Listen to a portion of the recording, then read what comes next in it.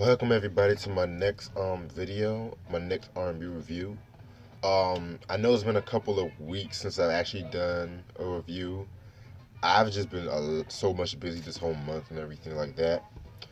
Before I start, I want to give a quick shout out to my homeboy Orlando. I have the reason why I'm going to give a shout out to him is just because about a couple weeks ago I have done an interview because he liked my YouTube videos so much. I've done some interview about like the reviews, influence, stuff I stand for, my music, and all that stuff. So if the interview comes out on stuff like if he sends me the interview, I'll most definitely post that on my channel and stuff like that. And also, I am also in the moves of actually making another YouTube channel as well. So stay tuned for more information about that. The hip hop songs best by each year. I'm still gonna where I'm working on that as we speak and stuff like that. I want to finish some reviews first because I want to catch up some reviews before I actually start diving into the series. So maybe after I review some De La Soul albums later on in the week, most likely, God hoping, I am definitely going to start that series most likely next week. So stay tuned on that. But then let's get back to the nitty gritty. Sly and the Family Stone's sixth studio album, Fresh, released in 1973 on Epic Records. Singles albums known for are when it came out. I believe it only came out with two singles, but let me double check. And by the way, the song playing in the background, if you can hear it, is Sly and the Family Stones "In Time." I'll get more into that song in a second. Okay, if you want me to stay, that was like the big single that came out of that album. Thankful and Thoughtful, Frisky, and If It Were Left Up to Me. I think Thankful and Thoughtful and If It Were Left Up to Me, those are like the B-sides and shit like that. But everybody knows like the song If You Want Me to Stay, which I'm gonna get into that in a second. Alright. So the personnel in this project is Sly Stone, practically does almost everything. Freddie Stone on vocals and guitar, Rose Stone on vocals, piano, keyboard, Cynthia on trumpet, Jerry Martini on sax, Pat Rizzo on sax, Rusty Allen on bass guitar on certain tracks, Larry Graham bass guitar certain tracks uncredited, Andy Newmark drums, and Lil Sister on vocals. So after the release of There's a Riot Going On, Sly Stone definitely changed up the band once again, and so he replaced he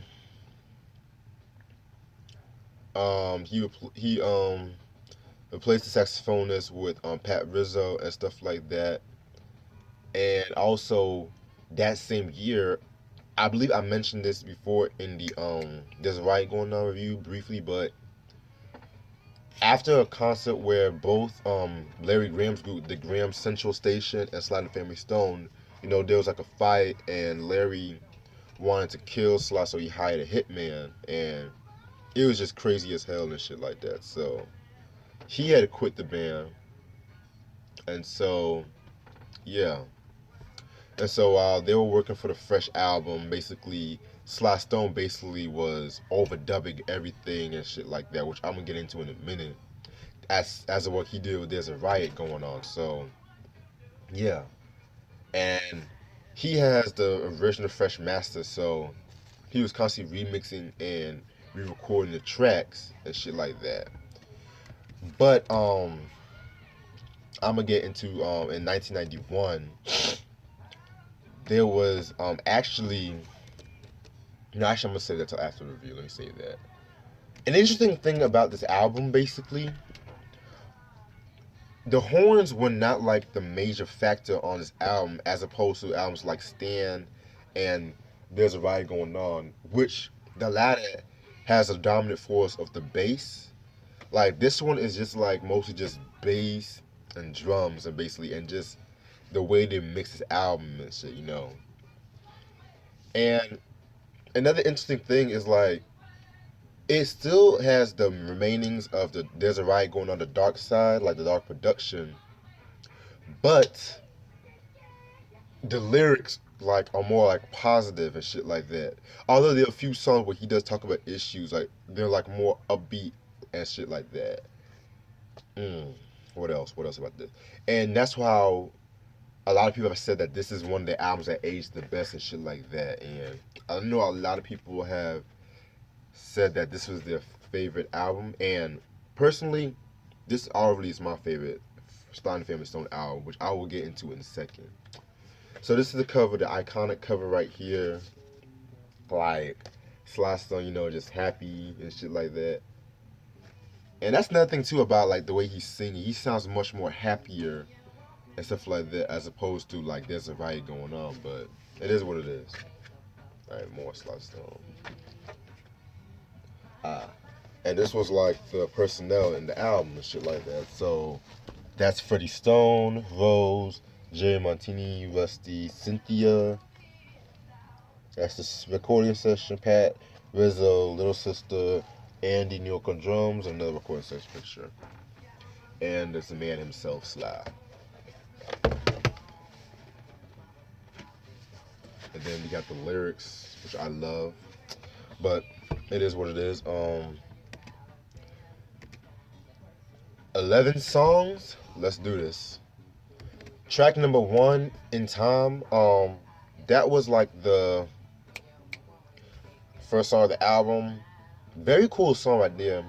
Very different beat. It made use of like the organ and shit like that.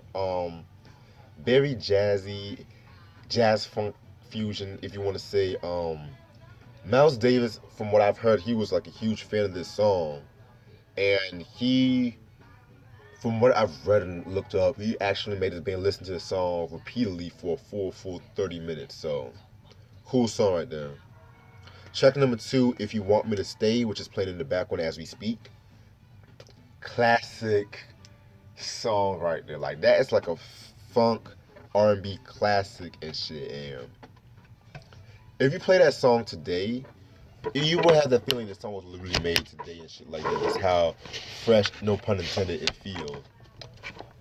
This was actually their last top 20 hit and their best known song during like the post There's a Riot Going On era and shit like that. And yeah, what was I about to say? What was I about to say? So basically, if you want me to stay, you guys should know, um, it's just talking about like him informing his love and stuff like that. Just let me be myself, let me live, let me do me and shit like that. But if you want me to leave, I don't mind leaving. That's basically what I got from the song. So next song, Let Me Have It All. That song was pretty cool song right there. And then we have Frisky. Very nice song. I love the beat on that song too. Love the pattern on that. Very cool song. And then we have Thankful and Thoughtful. Um, from what I've understood about this song, this is like him saying, like, be thankful for what you got and be more self-deserving that you own the future and shit. So, yeah. And I kind of feel like he was addressing some of the issues that he was having at this time and stuff. You know what I'm saying? Like the drugs, showing up to concerts late, and things of that nature. And so basically, he's just saying, yeah, I have the positive outlook for the future. So, yeah. Then we have Skin I'm In. In my opinion, my favorite song off the album. One thing I love about the song was like, for one, the beat was like reminiscent of the. It kind of has like a Stan feel. Like they added some elements from like the Stan album with that. Yet it still remained a dark feel of the album, you know. Basically, Skin I'm In is just talking about how race relations and shit like that, how just because like, just bigging up like brown skin, dark skin, light skin, all skin colors and shit. That's basically what I got from Skin I'm In. I Don't Know Satisfaction is the next one. That has got to be one of my favorite Sly and the Family Stone songs. And it's one that I rarely hear people talking about, too. Like, I love the fucking groove on that song. It's like so funky. Yeah, it actually has like a haunting feel to it and shit like that.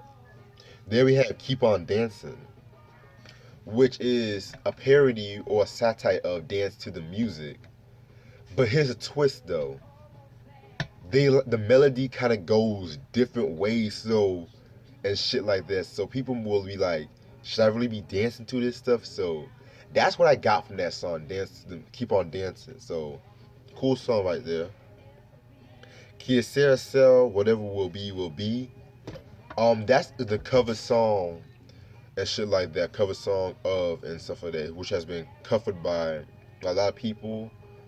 Most notably, Doris Day sang that on the movie The Man Who Knew Too Much. Um, I could have done without that song. To be real with you, I could have done without that. If it were left up to me, I believe that song is actually an outtake from the Life era because when I looked up, Larry Graham was playing bass on that song. That song, and I believe Kyocera Sarah. Let me double check. Yeah. So that was like unreleased song. Pretty straightforward, pretty okay. And the last one, at least, Babies Making Babies. Very dope song. It's actually a deep song too because it's talking about how females basically, you know, their teenage pregnancies, talking about that, and talking about if you're born out of wedlock and shit like that. And you know, that song is still relevant today because of the fact of how people basically, how people, how can I put this? You know, disappoint us teen pregnancy stuff like that, and it's kind of crazy because I look at some of the shit on TV now, highlighting this teenage pregnancy like that MTV show Teen Mom and stuff like that, and this is what I feel like.